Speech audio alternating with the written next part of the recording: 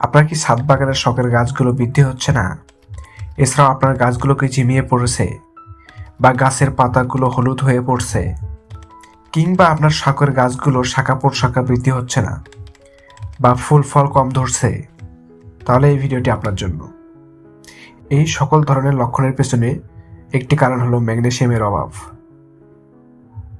এই সকল রোগের লক্ষণ দেখলে কি ব্যবহার করবেন, কেন ব্যবহার করবেন, কতদিন পর পর ব্যবহার করবেন তা দেখতে আমাদের চ্যানেলের সাথেই থাকুন। হ্যালো দর্শক, মিজান অ্যান্ড পেটস ইউটিউব চ্যানেলে আপনাকে স্বাগত। আপনি যদি আমাদের চ্যানেলের নতুন সদস্য কৃষি বিষয়ে সকল ধরনের পরামর্শ পেতে চান, তাহলে আমাদের চ্যানেলটি সাবস্ক্রাইব করুন এবং পাশে থাকা বেল আইকনটি বাজিয়ে দিন। আমরা জানি গাছে ক্লোরোফিল থাকার কারণে গাছের পাতা সবুজ থাকে এবং এটির কারণ হলো খাবার তৈরি করা এবং গাছকে সুস্থ রাখা। কিন্তু গাছের যখন ম্যাগনেসিয়ামের অভাব থাকে, গাছের পাতা হলুদ, গাছের পাতা ঝরে যায় এবং গাছ বৃদ্ধি হয় না, সে সাথে ফুল ফল ছোট হয়ে আসে। এ সমস্ত রোগ দূর করতে ব্যবহার করতে পারেন ম্যাগনেসিয়াম। ম্যাগনেসিয়াম কিভাবে ব্যবহার করবেন?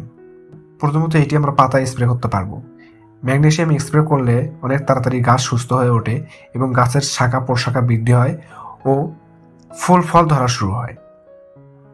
মনে রাখতে হবে, ম্যাগনেসিয়াম গাছে স্প্রে করার ক্ষেত্রে 1 লিটার পানিতে 1 চামচ ম্যাগনেসিয়াম দিতে হবে। এটি যদি আমরা মাসে একবার গাছে স্প্রে করি, তাহলে আর এই সমস্যাগুলো গাছে দেখা যাবে না। এছাড়াও আমরা ম্যাগনেসিয়ামটি মাটিতে ব্যবহার করতে পারি।